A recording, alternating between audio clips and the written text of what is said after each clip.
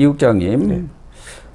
이 국민의힘 소속의 시도지사들 12명이죠. 네네. 지난 지방선거 때, 6.1 지방선거 때 아주 대거 당선이 됐지 않습니까? 네. 그때는 윤석열 대통령 당선 직후였기 때문에 이렇게 많이 됐죠. 그 사람들이 7.23 전대가 끝난 뒤에 25일 날 느닷없이 시도지사 협의회를 구성했다고 그러네요. 거기에 회장이 유정복 인천시장인데 왜 이렇게 갑자기 구성해가지고 우리도 당일에 좀 숟가락을 얹겠습니다. 그랬다고 그런 것 같은데요. 그렇죠. 지금 보도자료에 따르면 이렇게 표현합니다. 국민의힘 소속 시도지사는 지역행정 책임자일 뿐만 아니라 중요한 정치인으로서 당과 나라의 발전에 책임 있는 위치이고 지역 민심을 잘 아는 지도자로 책임과 역할을 다해야 한다고 인식한다. 이렇게 있어요. 그러면 중요한 정치인으로서 당과 나라의 발전에 책임 있는 위치이니까 우리가 간섭하겠다. 이렇게 지금 여겨지거든요. 이게 말이 안 되는 게 일단 당원 당규를 제가 다 찾아봤어요. 그런데 보니까 최고위에 참석하겠다라고 얘기를 하더라고요. 저는 처음 들어보는 것 같아요. 그렇죠? 시도지사가 무슨 최고위에 참여한다는 아니 거죠. 최고위에 참석이 이렇게 통보만 하면 되는 건가요? 최고위는 아니 무슨 규정이 있을 거 아니에요. 당의 최고 의결 기구거든요. 최고 의결 기구의 구성은 우리가 다 아는 이번에 다 알게 됐죠. 대표하고 원내대표하고 그 9명이죠. 선출직 해서 9명입니다. 그러면 아무리 찾아봐도 그 이외에 참석할 수 있는 규정은 없습니다. 근데 25조를 보면 원활한 당무 수행을 위해서 저 당 의장 그러니까 저 대표는 특별위원회를 구성할 수 있다. 이렇게는 돼 있어요. 그러니까 어떤 뜻이냐면 시도지사 뭐 협의회든 뭐든 그래? 그럼 당무하고 좀 연관시켜서 지역 현안을 좀 들어볼래? 그럼 특별위원회 구성해 줄게. 거기서 이야기하자. 이거지 최고위원회에 참석을 할 수 있게 없다는 거예요. 권한이 없는 거 아닙니까? 그렇죠. 최고위 참석 권한이 없죠. 예를 들면 당정 협의를 늘 해야 하니까 네. 당과 뭐 정부뿐만 아니라 지역 단체장들하고도 당연히 당정 협의를 하지 않습니까? 그렇죠. 그러니까 그런 것은 얼마든지 할 수 있고 가능하죠. 거기서 얼마든지 당에 대한 건의사항이라든가 또 여러 가지 뭐 주문도 할 수 있는데 여기는 지금 최고위에 참석해가지고 입장을 전달하겠다 이 얘기 아닙니까? 그래. 자신들의 뜻을. 예. 그런데 이게 지금 아무런 규정도 없는데 이렇게 하고 나선 이유가 있을 거 아닙니까? 그러니까 안에 들여다보면 두 가지 사정이 있는 것 같아요. 예. 하나는 지금 한동훈 당대표가 당대표가 아니라 사실은 대권 주자잖아요. 예. 당대표이자 대권 주자이기 때문에 당대표로 지금 또 미른 거 아닙니까? 이 당의 어떤 미래처럼. 그런데 기존의 당대표 아까 그 대권을 꿈꾸는 사람이 이번 시도지사에 2명이나 있어요. 오세훈 그 다음에 홍준표.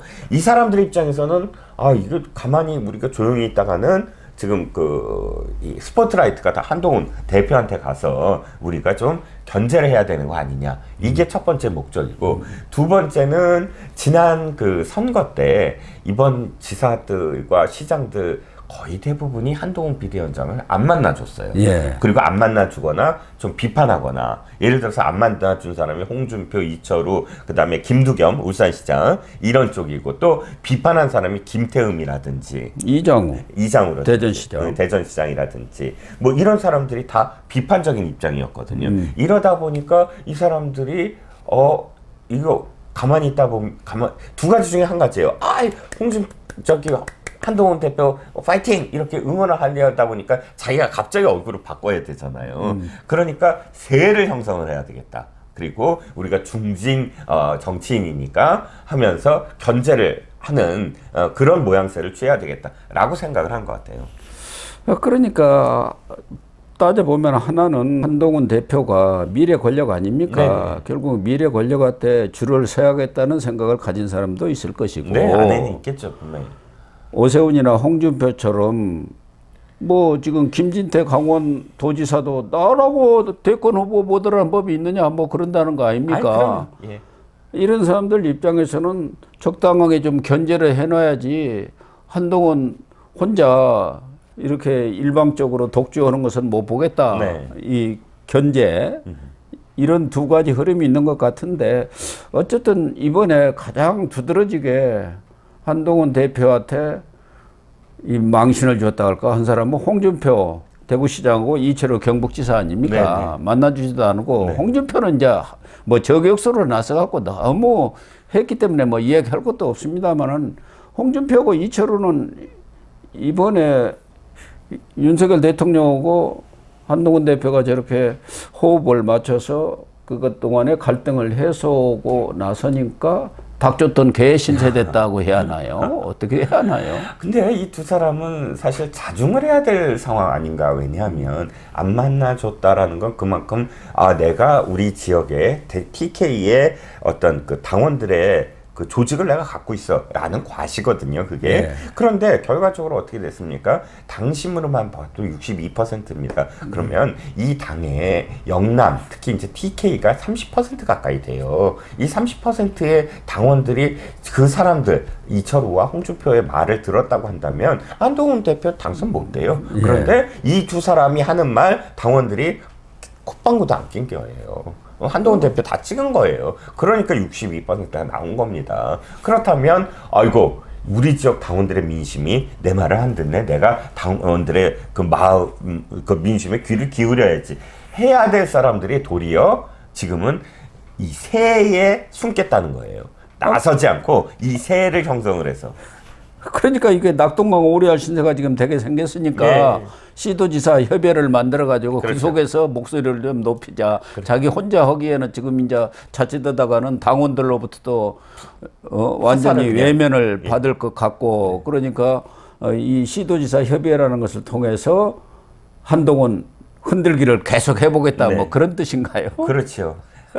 그러니까 자기가 말한 것에 대해서 결과를 내려면 도리어 흔들어야죠. 예를 들자면 평론가도 그런 사람들이 전 있다고 생각해요. 전망을 해요. 이게 지지율이 떨어질 거다. 그런데 지지율이 안 떨어질 것 같으면 아예 지지율을 떨어뜨리기 위해서 자기가 막 개입을 하거든요. 그런데 사실 지금 거의 그런 분위기인 것 같아요. 제가 특히.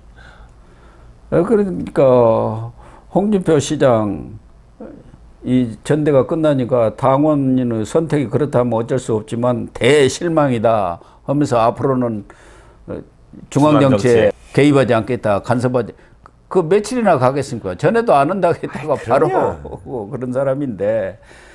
그러나 홍준표라든가 이런 사람들, 이번에 이 시도지사들도 이 당원들이라든가 민심이 어떻다는 것을 확인한 거 아닙니까? 그렇습니다. 자기들도 이제 입원하고 그만둔다면 모르지만 공천을 또 받아야 한다든가 그럴 경우 뭐 한 대표가 내년 9월에 그만두든 안 두든 간에 한 대표 영향력을 벗어날 수는 없는 거 아닙니까? 그러니까 길 수밖에 없어요. 네. 그런데 그냥 가서 느닷없이 태도를 바꾸고 손 비비기는 그러니까 시도지사 협의회 같은 걸 만들어 가지고 그 속에서 또 홍준표나 이런 사람들은 견제랄까 뭐 이 비판의 날을 세울 건덕지를 만들고 다른 사람은 가서 아부할 건덕지를 만들겠다 뭐 그런 것 같네요.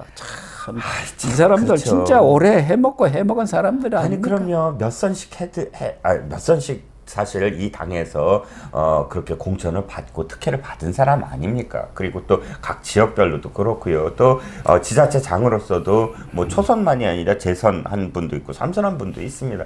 그러면 도리어 당에 뭔가 헌신할 수 있는 분위기 그리고 당이 개혁을 원하는 당신과 민심에서 변화를 했다면 거기에 응원을 하고 조용히 거기에 박수를 치면 되는데 실제로 그렇게 최고위에 들락거린다고 하면 원래 주 1회 정기적으로 있고 특별히 뭐 하나씩 더 할 때도 있는데 주 1회씩 그러면 지자체 광역단체장들이 중앙정치를 들락거린다? 그 모습이 어떻게 보이겠습니까? 해당 지역 주민들은. 예. 아니 지역 일이나 제대로 하지 중앙정치에 기웃거린다는 비판 안 나오겠습니까?